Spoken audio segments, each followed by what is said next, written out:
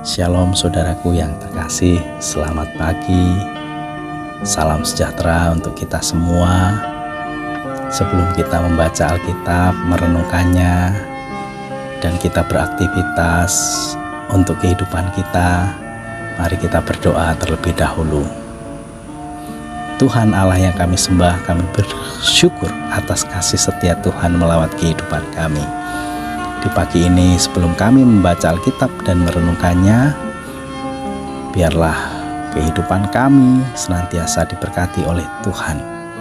Renungan ini meneguhkan kami, memberikan kekuatan kepada kami, bahwa Roh Tuhan berbicara dan memberikan kami kekuatan kesehatan. Bersabdalah ya Tuhan, kami siap mendengarkan. Amin. Bacaan Alkitab kita akan kita baca dari Lukas 9 ayat 37 sampai dengan 43a. Dan akan saya baca hanya ayat yang ke-41 sampai dengan 43. Maka kata Yesus, "Hai kamu angkatan yang tidak percaya dan yang sesat, berapa lama lagi aku harus tinggal di antara kamu dan sabar terhadap kamu? Bawa anakmu itu kemari." Dan ketika anak itu mendekati Yesus, setan itu membantingkannya ke tanah dan menggoncang-goncangnya. Tetapi Yesus menegur roh jahat itu dengan keras dan menyembuhkan anak itu, lalu mengembalikannya kepada ayahnya.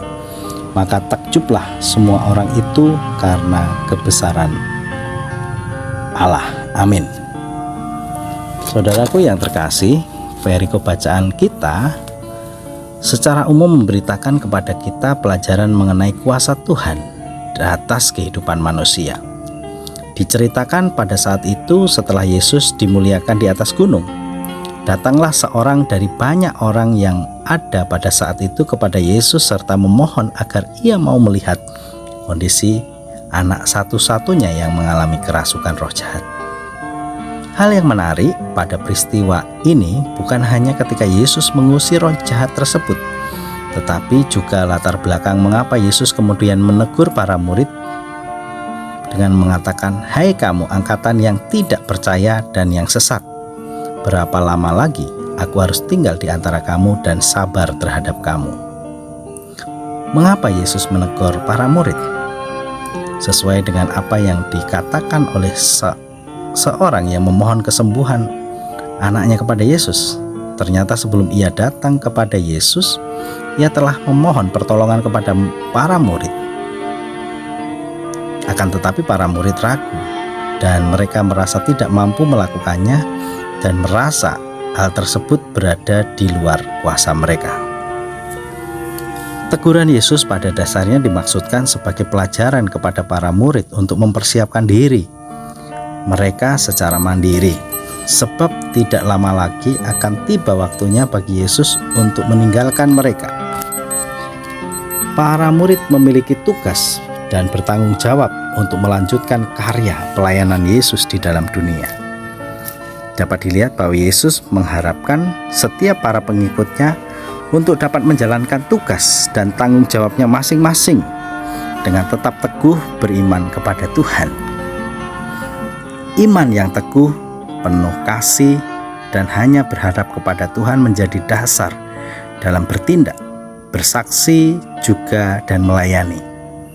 Dan setiap pengikut Kristus pada dasarnya telah diperlengkapi sesuai dengan kemampuan masing-masing.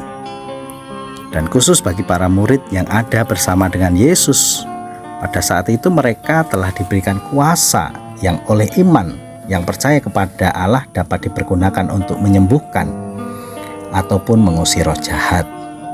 Namun sangat disayangkan, para murid pada saat itu masih ragu-ragu dan merasa bahwa untuk mengusir roh jahat itu masih di luar kuasa mereka.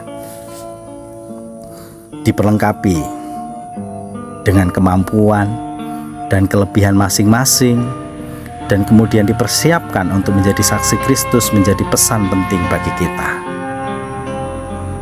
Percaya bahwa Allah menyertai dan menganugerahkan kekuatan serta perlindungan adalah janji yang harus diyakini kebenarannya.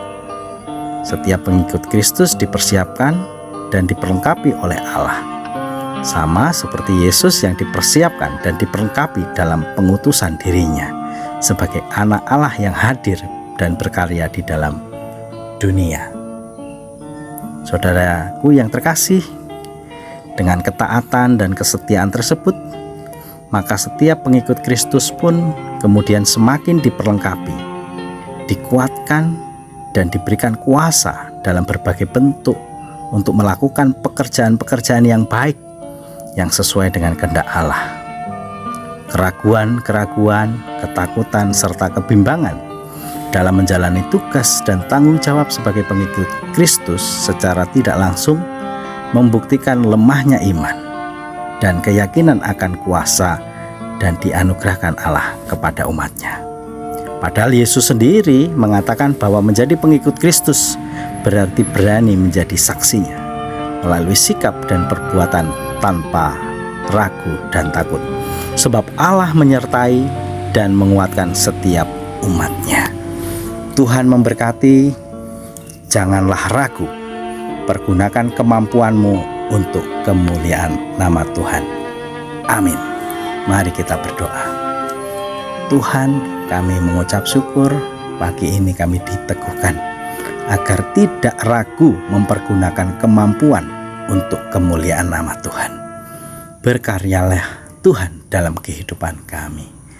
Amin. Selamat pagi, selamat beraktivitas. Tuhan memberkati kita semua. Haleluya.